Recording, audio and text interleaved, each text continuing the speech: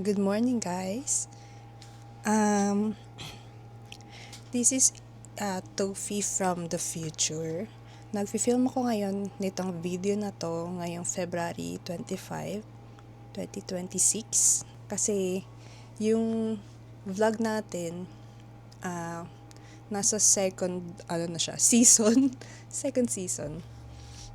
Hindi, parang ganun. Kasi yung story natin from yung mga way back 2020, 2021, or 2018 yata meron akong pinost na ganung video. Kasi dati pa naman akong mahilig mag-video. Tapos ngayon ko lang siya ina-upload. Kaya yung mga videos na in-upload ko, medyo outdated na. Tapos, ito yung present. Hindi na ako nag-ayos kasi morning pa lang, tsaka nagbe-breakfast ako. Tapos, naisip ko kasi, upload ng video, pero hindi nyo naman ako kilala. Hindi nyo naman kilala yung Papi Tofi Vlogs. So, gumawa ako ng questions. Tapos, dito yung mga question. Dito yung mga, ito yung listahan natin ng questions. Yan. So, ayun. Start na tayo. Hindi ko na pala ikakat. Isang buong video na lang. So, ayan. Ang first is, syempre, mag-introduce muna ako ng sarili ko. My name is April, or Tofi. Kasi, kaya Papi Tofi, kasi dalawa kami. So, ako si Tofi Lac. Yun yung in-game name ko, tsaka yung sa live streaming ko sa Facebook noon. Tapos si Papi naman, or PJ, my husband, yun naman yung IGN niya, or It's Mr. Papa P. So, yung story namin, nagkakalala kami sa online. Kasi way back 2020, di ba nag-lockdown? Nauso yung streaming sa Facebook, ganyan. So, ayun, nag-stream ako. Pero 2019 yata nag-start na ako. Tapos nauso lang siya ng 2022. So, nagkaroon ng Prime. Kung alam niyo yun, yung ibang naka-subscribe sa akin, naka-follow din sila sa page ko, yung Tofi Lac sa Facebook. Tapos si Papi, Mr. Papa P. Tapos, sumali siya sa Prime. Yung Prime yung para siyang tier 1, pero hindi kami affiliated sa Facebook. Basta gets yun na yun. Parang ganun. So, marami kaming streamers, including Papi. Tapos, ayun, doon na nag-start yun. Hanggang 2022, naging kami na, ganyan. Tapos, ayun, nagvi-video na ako nun pero ngayon ko lang ina-upload. Ay, nag-start ako nung mag-upload noong 2024 yata. Ayan, tapos sobrang dami nang nangyari. Kasi makikita nyo sa mga susunod na video. Maganda na. Kaya kinat ko dito yung pag-upload kasi yung mga susunod na videos, maganda na yung mga mangyayari. Yun. Ayun, ba't nga ba ako nag-vlog? Kasi una, para ma-save ko lang yung mga memories namin, ganyan.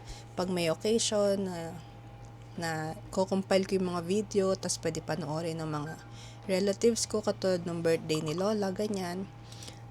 Nilagay ko sa YouTube, tapos sinesend ko sa kanila sa Messenger para mapanood nila. Yun, mga ganun lang talaga. Tapos, ngayon, dumadami na yung subscribers. Siguro 389 na. Ang kulit nga kasi 389, tapos nagti-390, tapos babalik ulit ng 389. Hindi ko alam kung ano nangyayari. Yun, sana maka 1,000 subscribers na tayo before the end of 2026. More info about me. I like crocheting. Ay, nakikita nyo sa mga videos, diba, nagko-crochet ako. Tumutugtog din ako ng gitara. Pero, hindi ko yata napakita. Ay, meron ng video. Isa na nagtotono yata ako ng gitara na ewan ko. Tapos, meron akong 2 dogs. Isa lang talaga, si Chosen. Yung isa, yung panganay na doggy, si Cosmo. Dog siya ng kapatid ko. Nauna siyang magkaroon ng dog noong 2020. Tapos noong 2021, ako naman yun nagkaroon ng dog. Next question, when did I take vlogging seriously? So nung una, diba, upload lang ako ng upload. Yung video ko, mga naka-portrait mode pa, pero kino-compile ko as long vlog. Ngayon, bago ako umalis ng Pilipinas, nag-start na ako mag-vlog talaga ng landscape. Tapos nagsasaitaan ako sa camera pa konti-konti. Ganyan. Ayun, kasi alam ko na alis na nga ako, ganyan. So, kailangan ko ng memories. Kasi alam ko matagal pa ako makaka-uwi. Kaya, tinake ko na talaga yun as a new hobby, ganyan. So, ayun, siguro kasi May ako umalis. May 2025. Tapos, nag-vlog na ako ng December 2024 pa lang. Yung may Christmas party kami nun ng family.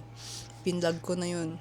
Tapos hanggang sa may araw na nagva-vlog lang ako pag pupunta kami palengke, ganyan. Pupunta kami ng mall, bibili ako ng luggage, mga ganun. Ayun, tas hanggang sa nakarating na ako dito, pati yung flight ko, vinlog ko. Ayun talaga yung goal ko eh. Kaya ako bumili ng DJI para may vlog ko yung journey ko from the Philippines to Shanghai to Canada.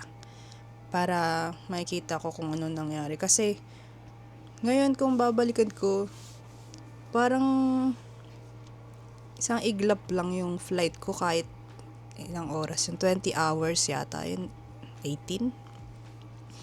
May waiting hours pa yun. Pero kung babalikan mo, parang wala na ako masyadong maalala kung ano nangyari. So yun, maganda rin talaga yung nagva-vlog ka kahit hindi ka nagsasayta. Itutok mo lang yung camera dyan, yung ano yung nakikita mo or sa'yo habang naglalakad ka. Diba? Ang ganda. Ayan, so next question. What's next and what to look out for sa mga susunod nating vlogs? Ayan, so yung pinaka-last vlog ko yata, yung yung nagpa-schedule ako ng CFO. CFO yung certificate yun bago ka umalis ng bansa. Kung magmamigrate ka na sa ibang bansa. So, kailangan yun pag alis kayo. Kailangan yun, hindi kayo, hahanapin yun sa inyo. Nung hinanap sa akin yun sa immigration, nung kukunin ko na yung papel, pinigilan ako nung officer. Sabi niya, huwag mo na kunin. Ang tawag dun? Magugulo pa yung gamit mo, parang ganun. So, dire-diretso lang ako. Walang tao nun walang pila. Ako lang. Pero, nagmamadali yata siya. So, yun. Pwede nyo rin siguro i-save sa phone. Nakalimutan ko kasi na meron ako sa phone nun eh. Kaya, kinalkal ko sa bag. Pero yun nga, yung mga susunod na vlog after nun, kasi, nung kukunin ko yung CFO, nag-check-in kami ng mother ko sa isang hotel para doon na kami kinagabihan. Tas morning, para hindi na ako mag-arkila ng 7,000 pesos na sasakyan. Yun, 1,000 per night lang. Di pa kami nagmamadali. So yun, nag-leave na lang ata ako nun. Nag-leave yata ako sa work. Tapos, susunod doon, bili na tayo ng luggage, ganyan, mag-aayos tayo ng gamit. Tapos yung flight na, syempre. Tapos, after nun mga vlog natin, for dito na sa Canada. Yun. Yan. Abangan niyo yan, please. Please watch. Please watch and subscribe kasi malapit na tayo mag 400. Ang goal natin 1,000 this year para ma-monetize tayo. Please subscribe and like the video. Yun lang. Thank you for watching.